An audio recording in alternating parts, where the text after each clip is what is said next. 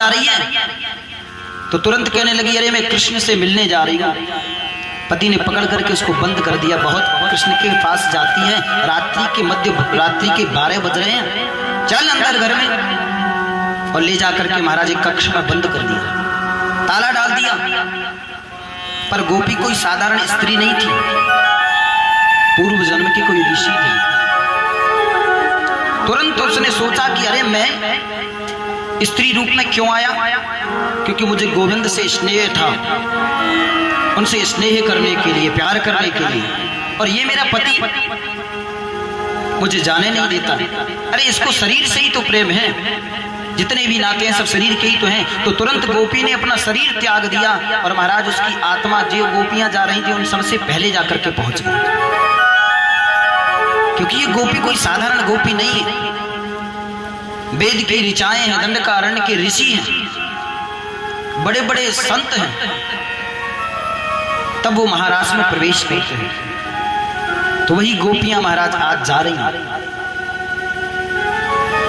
सभी गोपियां पहुंची कन्हैया के पास में। ठाकुर जी आंख बंद करके और बड़ी प्यारी बंसी वेणु निनाद कर रहे हैं।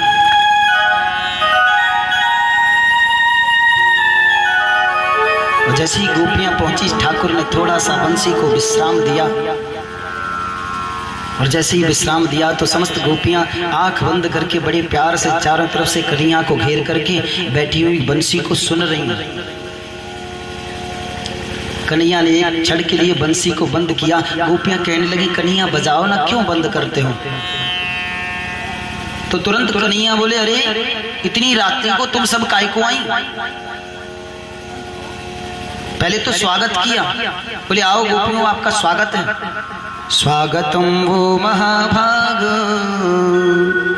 प्रियं किंकरवाणी वा ब्रजस्यानामयं कच्चेद भ्रूतागमन कारणम।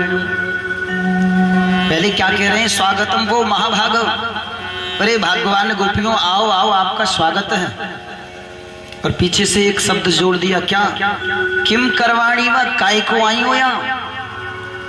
इतनी मध्य रात्रि में अपने अपने घर को, अपनी सास ससुर को छोड़ करके, अपने माँ बापन को छोड़ करके, अपने पतियन को छोड़ करके मध्य रात्रि में यहाँ काय को आई हो? स्वयं भगवान कह रहे हैं। पर गोपियों तुम सबको नहीं पता, अर्धरात्रि में ऐसे अकेले विचरण ना करें जंगल में। जाओ तुम सब लौट जाओ, जाकर के अपने पतियों की सेवा करो। अब तो महाराज गोपियों को बड़ा बुरा लगा, सोचने लगी ये बड़ा नटखट है। एक तो अर्धरात्रि में हम सब अच्छो भरो घर को काम कर रही, और यानी तुरंत लेकर के बंसी बैठ गए और बजाए दी बंसी, और बंसी बजाए बजाए करके हम सबन को बुलावे। और जब हम सब आ गई तो पूछ रहे हो काय को आई हो? अरे कन्हैया तू बता, तूने काय को बुलाई? तो कन्हैया बोले, देखो हमने तो बुलायो ना। तो बोले फिर बंसी काय को बजाई? बोले मैं अकेलो बैठो तो जैसे मैंने सोची कोई बात नहीं, बोर हो रहे हो, एक काम कर चल बंसी को बजा लो। तो बोले जब बंसी को ऐसा ना बजाया करो रात बेरात। अरे तुम्हारी बंसी ये बड़ी जीने ना दे, खाना बनाए हुए को बैठी तेरी बंसी बजने लग जाए तो लकड़ियां भी पानी छोड़ने लग जाए, और फिर मेरी सास चिल्लावे कि काय कैसे खाना बनावे, 4 घंटे से खाना बना रही, खाना ही ना बना पायो।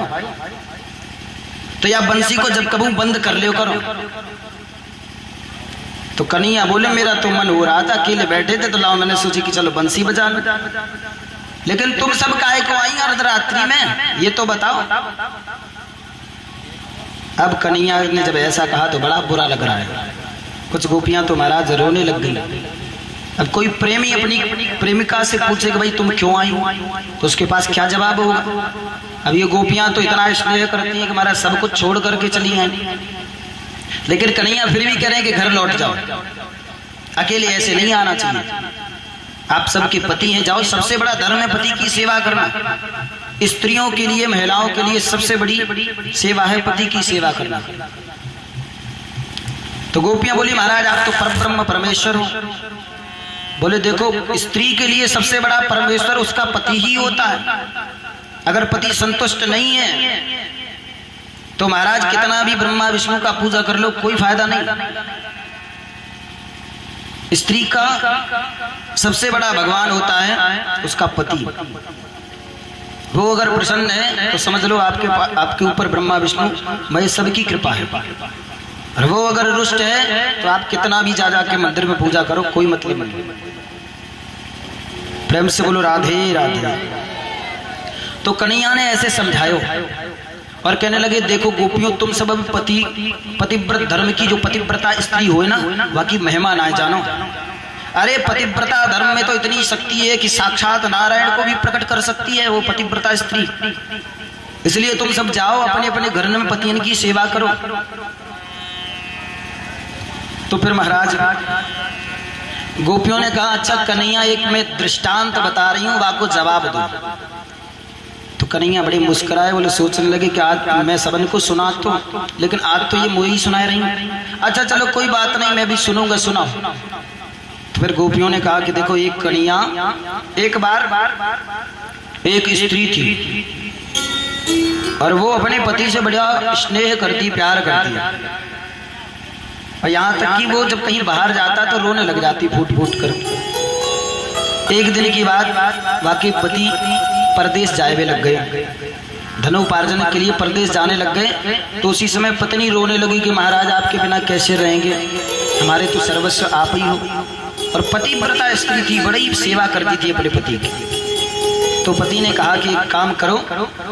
उसने तुरंत पति ने मिट्टी की मूर्ति बनाई अपनी ही और अपनी पत्नी को दे दी। बोले देखो जब तक मैं नहीं हूं ना तब तक तू या को अपनो सांचो पति समझ करके पूजा करियो, और जब मैं आ जाऊं तब मेरी पूजा करियो। बोले ठीक है। अब महाराज क्या हुआ, एक दिन की बात, ये पति तो चले गए परदेश। कुछ सालों बाद वही पति लौटकर घर आया। लेकिन महाराज जिस समय वो घर आया तो उस समय उसकी जो पत्नी थी वो माटी वाले पति की पूजा कर रही थी। क्या कर रही थी? माटी वाले पति की पूजा कर रही थी, आसन बिछा करके। जैसे भगवान की पूजा करें ना, ऐसे ही वो पत्नी अपने पति की पूजा कर रही थी, वो माटी वाले पति की। तो जो माटी वाले पति की पूजा कर रही, तो जैसे षोडशोपचार पूजा न होता है वैसे कर रही थी।